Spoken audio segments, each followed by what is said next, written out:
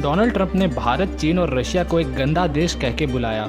तो वहीं चीन और भारत के बीच डीमिलिटराइज जोन्स बनने वाले हैं, जिनके वजह से डिफेंस ऑफिशियल काफ़ी ज़्यादा परेशान है। आज हम इन दोनों खबर के ऊपर अच्छे से डिस्कशन करेंगे। नमस्कार दोस्तों, स्वागत है आप सभी का इंडिया टॉक्स पर। डोनाल्ड ट्रंप के भारत, चीन और रशिया को गंदा कहने के पीछे आखिर क्या रीज़न था? व्हाइट हाउस छोड़ने के बाद डोनाल्ड ट्रंप का ये पहला भाषण था और इसी पहले भाषण में उन्होंने भारत, चीन और रशिया इन तीनों ही देश की बुराई कर दी। दरअसल इसका कारण है पेरिस एग्रीमेंट। ये एक ऐसा एग्रीमेंट था जिसमें दुनिया भर के देशों ने मिल करके ये ठाना था कि हम अपने यहाँ कार्बन एमिशंस कम करेंगे, जिससे इन्वायरमेंट को होने वाला नुकसान कम हो जाएगा। डोनाल्ड ट्रंप ने सत्ता में आते ही अमेरिका के हाथ इस एग्रीमेंट से पीछे खींच लिए थे। क्लाइमेट चेंज की जिम्मेदारी भारत और चीन के ऊपर डालते हुए उन्होंने कहा था कि अमेरिका क्लाइमेट चेंज में कंट्रीब्यूशन नहीं करता है। पर जो बाइडेन की सरकार बनते ही अमेरिका ने वापस से पेरिस एग्रीमेंट को ज्वाइन कर लिया है। और इसी बात पर अपना गुस्सा जाहिर करते हुए डोनाल्ड ट्रंप ने कहा कि जो क्लाइमेट चेंज और पोल्यूशन है पूरे दुनिया में, उसका सबसे बड़ा जिम्मेदार भारत, चीन और रशिया जैसे देश है, इसीलिए अमेरिका को इसमें ज्वाइन नहीं होना चाहिए। हालांकि डोनाल्ड ट्रंप की बातें बिल्कुल बेतुकी है, क्योंकि दुनिया भर में जो कार्बन एमिशन होता है उसमें चीन के बाद दुनिया का दूसरा सबसे बड़ा कंट्रीब्यूटर अमेरिका है। यानी अमेरिका दुनिया में सबसे ज़्यादा पोल्यूशन फैलाता है चीन के बाद।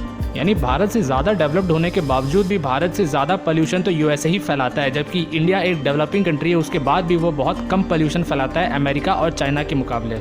इसीलिए मैं डोनाल्ड ट्रंप से कहना चाहूँगा कि गंदगी हमारे देश में नहीं बल्कि तुम्हारे दिमाग में है। आगे बढ़ते हैं अगली खबर की तरफ। भारत और चीन के बीच डिसएंगेजमेंट होना जहां कुछ लोगों को बहुत ही ज्यादा खुश कर रहा है, तो वहीं दूसरे लोगों को हद से ज्यादा परेशान कर रहा है। दरअसल अब भारत और चीन ने यह फैसला किया है कि जिन जिन इलाकों में दोनों सैनिकों के बीच कन्फ्लिक्ट ज्यादा होता है, उन इलाकों में डीमिलिटराइज जोन्स बना दिए जाएंगे। डीमिलिटराइज जोन्स ऐसे इलाके होते हैं जहां दोनों में से किसी भी देश के सैनिक नहीं आ पाएंगे और वो इलाका पूरी तरीके से किसी भी मिलिट्री इन्वॉल्वमेंट से आजाद रहेगा, ताकि उन इलाकों में फिर से किसी तरह का कन्फ्लिक्ट या विवाद ना हो सके।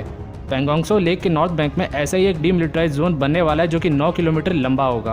अब बहुत सारे डिफेंस एक्सपर्ट को इसमें चीन की एक बहुत बड़ी चाल दिखाई दे रही है, क्योंकि अब इन इलाकों में दोनों में से किसी भी देश के सैनिक नहीं जा पाएंगे, तो ये इलाके पूरी तरीके से खाली रहेंगे। वहीं पेंगोंग त्सो के साउथ में रेजांगला और रेचिनला की जो ऊंची पहाड़ियां हैं, उनके ऊपर भी भारतीय सैनिक झंडा गाड़ करके बैठ गए थे, जिसके वजह से चीनी बहुत ज़्यादा परेशान हो चुके थे, क्योंकि अब भारत हर एक चीनी मूवमेंट के ऊपर नज़र रखे हुए थे और किसी भी चीनी हमले का हम आसानी से जवाब दे सकते थे।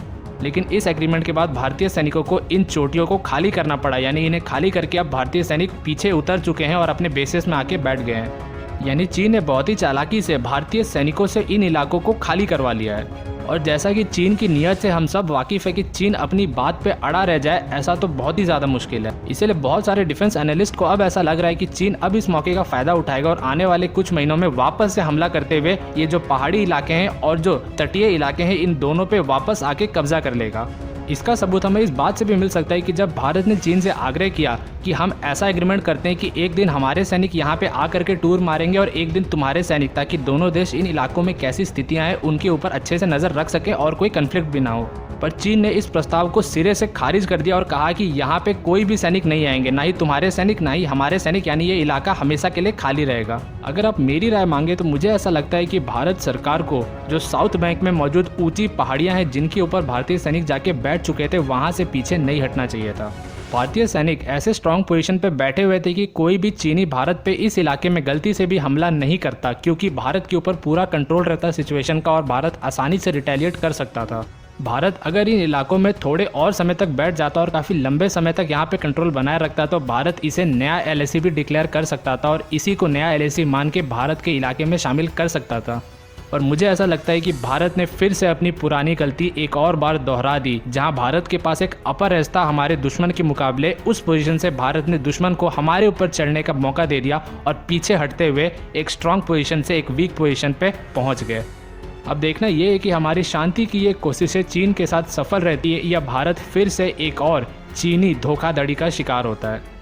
आपको क्या लगता है, भारत को अपने सैनिकों को पीछे हटाना एक सही रणनीति है या फिर भारत को ब्लैक टॉप, रेजांगला और रेचिनला के पहाड़ियों के ऊपर बने रहना चाहिए था? नीचे कमेंट में लिख करके बताइए, मैं आप सबके कमेंट्स पढ़ूंगा। वीडियो पसंद आए तो इसे लाइक कीजिए और चैनल को सब्सक्राइब कर लीजिए और उस बेल आइकन को याद से दबा दीजिए, क्योंकि इंडिया टॉक्स आपके लिए अब से रेगुलरली ऐसे ही मज़ेदार वीडियोज़ लाने वाला है जिसे आप मिस नहीं करना चाहेंगे। तो मिलते हैं अगले वीडियो में, तब तक के लिए थैंक्स फॉर वॉचिंग।